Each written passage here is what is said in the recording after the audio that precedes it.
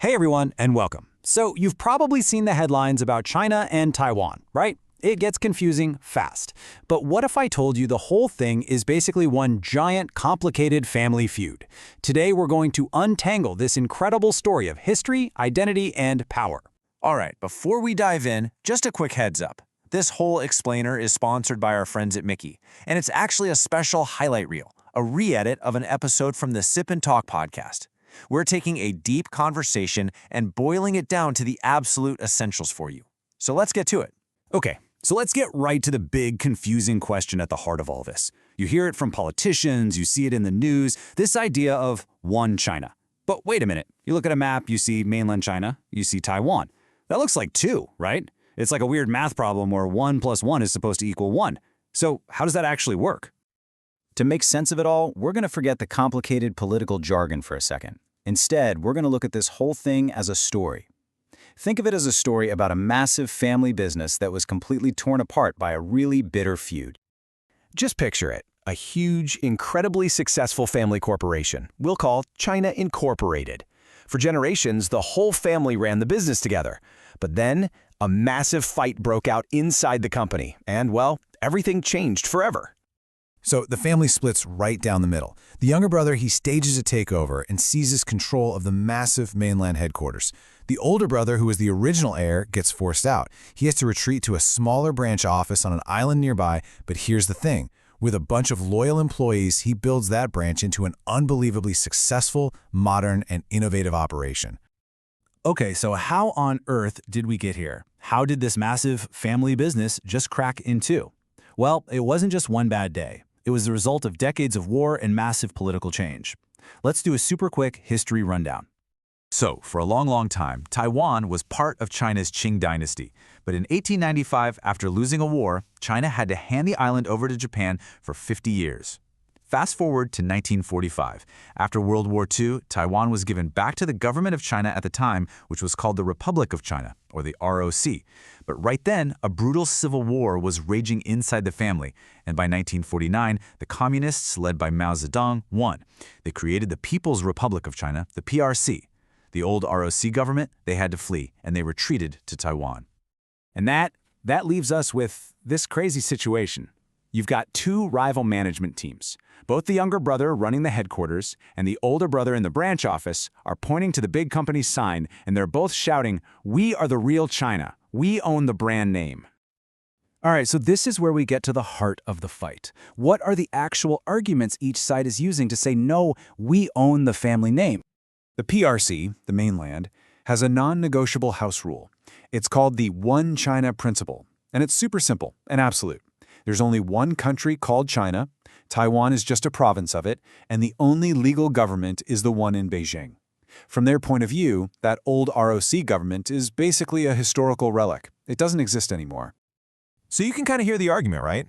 The PRC is saying, look, we won the fight. We control the headquarters, all the factories, the entire market. We're in charge now.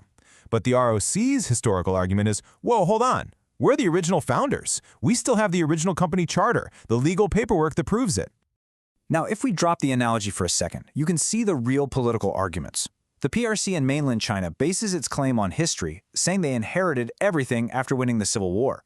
But Taiwan's argument is all about today's reality. They say, look, we are a functioning, independent, democratic country, and this part is crucial. The PRC government in Beijing has never, not for a single day, actually governed this island.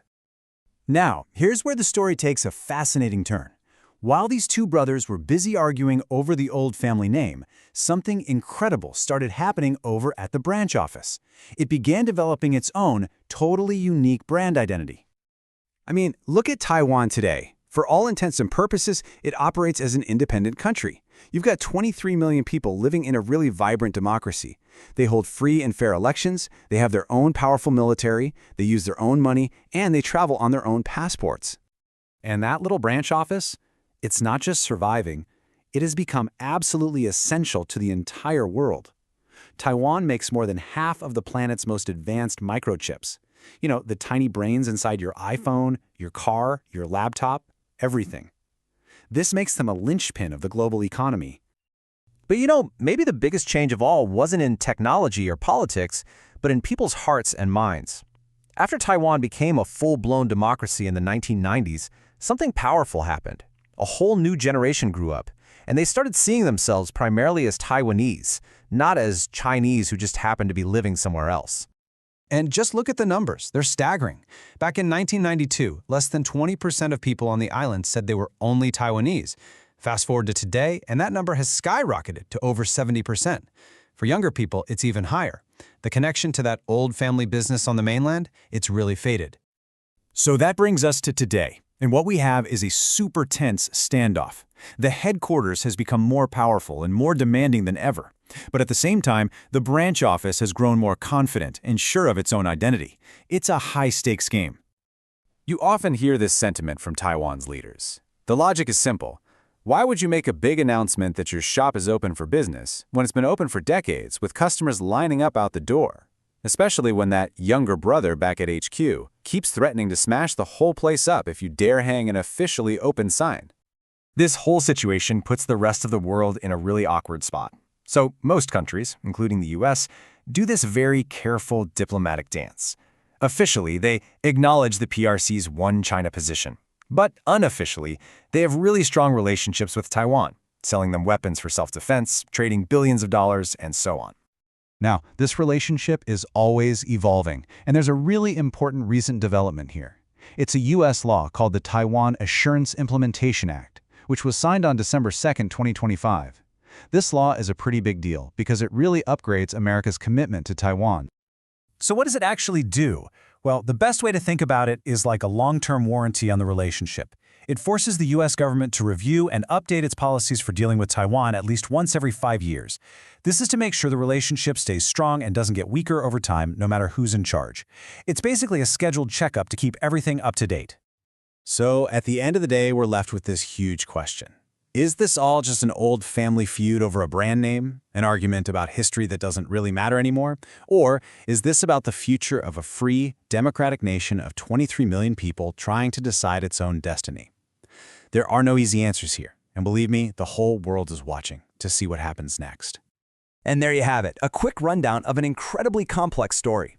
If you want to hear the full, deep dive conversation, make sure you go subscribe to the Sip&Talk podcast. We've also dropped a link to Micky's YouTube channel in the description below. Thanks so much for watching.